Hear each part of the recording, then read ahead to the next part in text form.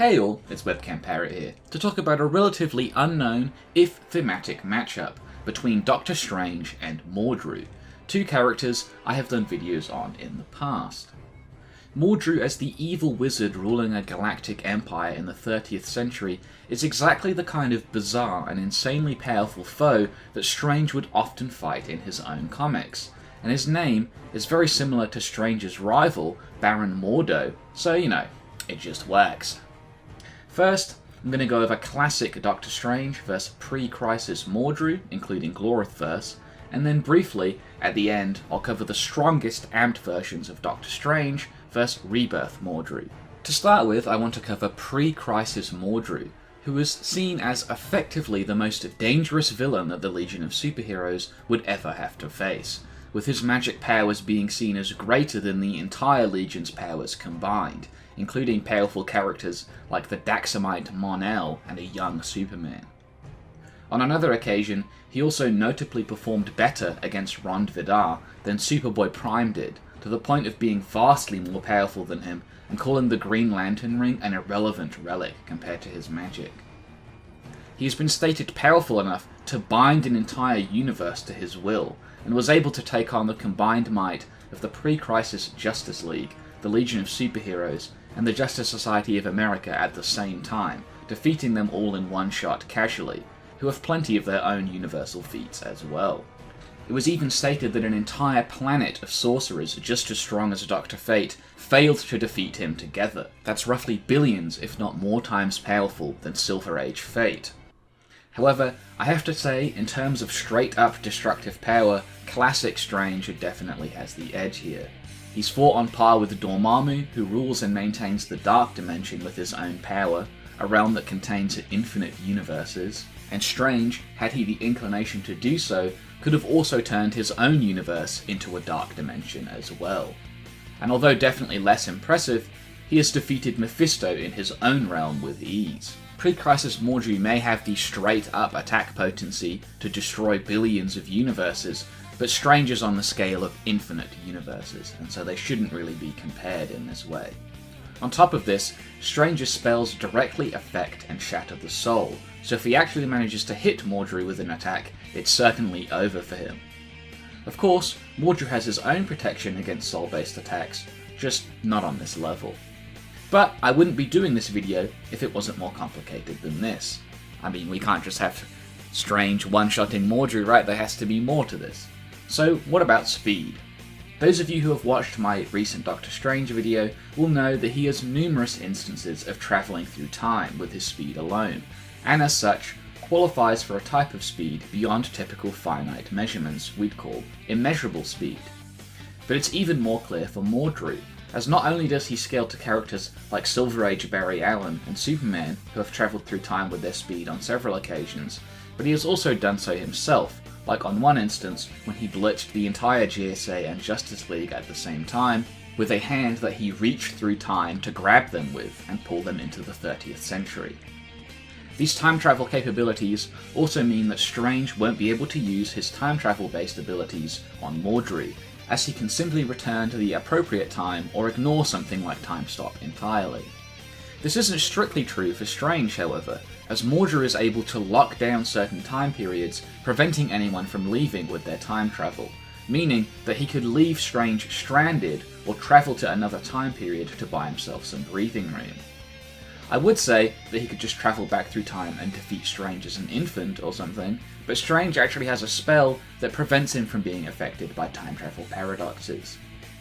I also don't think that Mordru would be able to trap him in a certain time period, as it certainly works within the universe, but it's pretty trivial for Strange to travel outside of the universe to another realm where time doesn't exist, for instance, and then return at the time that he is needed. With comparable speed, it gives Mordru the opportunity to strike with an ability that Strange may not resist, especially if given the time to do so. He can potentially create room for himself this way by utilising his ability to revive everyone he has ever killed, creating a huge army of minions that the Master of the Mystic Arts would have to deal with first. Amongst these is Glorith, a being with the power to rapidly age someone into infancy, or even protoplasmic slime. Doctor Strange has been killed by aging abilities before, and only returned to life thanks to his encounter with death that made him resistant to aging, but he was left heavily weakened afterwards despite this. It's honestly possible that even this would not protect him from Glorith's powers, because they don't actually age him, but to devolve him into a past state. Strange's cloak was shown to protect someone from his own time reversal spell, but this is somewhat different, far less potent, and may only have protected them because it was his own spell and Strange was currently wearing the cloak and they were underneath it. On top of this, Mordru zombies are also vast in number, spanning the entire galaxy, and include powerful superheroes, but are also soulless and cannot be killed. They grow stronger and stronger over time as well, presenting a huge problem for Strange. His only solution as far as I see it is the universal banishment spell that he was able to unleash with some preparation, that once banished an entire race of demons to another realm, which would solve the ridiculously giant zombie army problem, but also gives Mordru time to prepare his own attacks.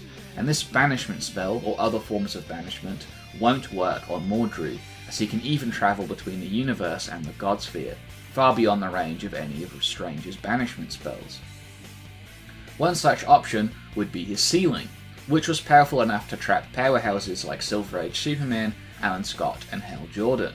However, Strange has broken out of sealing like this before, including against a holding back tribunal, and so shouldn't have any problems evading this.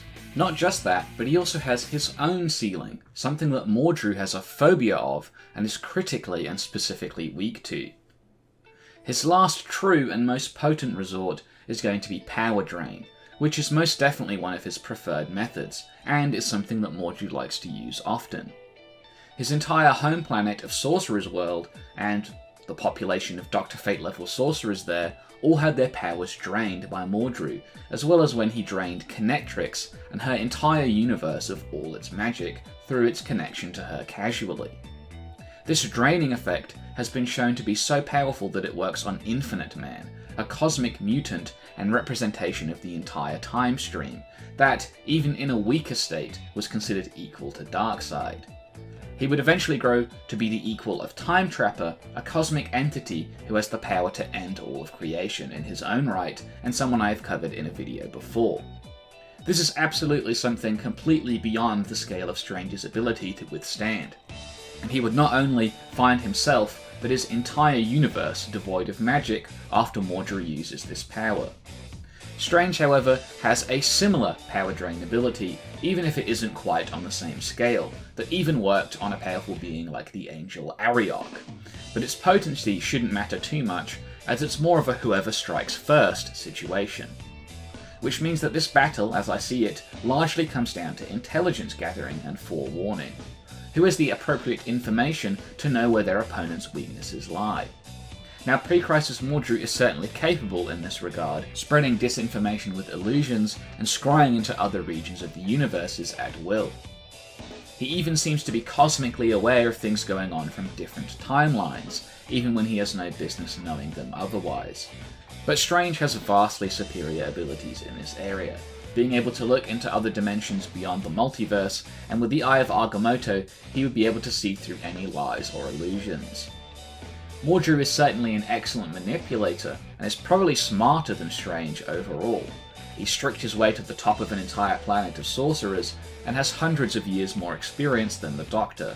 But unraveling these kinds of plots is something that Stephen Strange does regularly, and so he would absolutely have no problems getting to the truth eventually. Mordru would undoubtedly realise the power gap between himself and Strange, and has ways to defeat him despite this, but if he even makes one mistake, it's over for him. Whereas Doctor Strange has a number of chances and ways to come back from most of Mordru's attempts. In particular, Pre Crisis Mordru's crippling weakness to sealing spells his doom here, so I would squarely put the win in classic Doctor Strange camp here. He just has better information gathering, he's stronger, has a wider variety of hacks that will actually work on Mordru. And whilst this is an interesting matchup, and it's possible for Mordru to win, it's incredibly unlikely that something like his draining would actually work. And even then, even if he did drain Strange, it's possible that Strange would find some way to get his powers back or use his artifacts to win. Now, of course, this completely changes if we start talking about post-Crisis Mordru or his Rebirth variants. After mastering and containing the powers of Infinite Man, Mordru would go on to become a being of cosmic proportions himself, becoming a constant of chaos magic, and the second strongest wizard in creation only after Merlin. A small portion of his power was enough to defeat all of the Lords of Order, gods of magic, simultaneously, and he can open portals directly into the Overvoid. Classic Doctor Strange in his most powerful states, like when he summoned Lord Order and Master Chaos against the In-Betweener, or after absorbing Shumagorath, can combat cosmic entities like the In-Betweener, or surpass the Divine Creator himself, like in Enter Shambhala. But Mordru at this level considered himself powerful enough to defeat the other kind, also known as the Great Darkness, single-handedly with ease, a small fragment of which was enough to be a threat to the Presence and was considered his equal. Even the combined sealing of a particularly powerful variant of Dr. Fate, a 5th-dimensional imp-level nerf, and the help of the wizard Shazam was only enough to temporarily hold Mordru, despite being weak to sealing. Rebirth Mordru is still weak to this sealing, but it is only ever something temporary for him, as he always finds a way out, usually becoming more powerful in the process. No version of Strange I have ever seen is a match for a being on this scale. What hope does he have of returning from somewhere like the Overvoid, or power that dwarfs even the Presence? I could go on, but honestly, you should just go watch my Mordru and Doctor Strange videos if you want to hear more stuff about the more powerful versions of these characters. Granted, there is some Doctor Strange stuff I haven't read, as there's a lot of it, but there would have to be some pretty wild stuff out there that I haven't even heard of for it to compare to Mordru at his most powerful. Using more modern versions of Mordru, honestly, isn't really fair, so we'll chalk this one up to a win for Doctor Strange overall, particularly as both himself and Mordru are characters that first appeared in the 60s, and so it makes sense to compare them at that time. Anyway, that's it for the video. I hope you all enjoyed it. I am working on an inverse Elder Scrolls video for the moment that you might all enjoy, so look forward to that one, and I'll see you all there.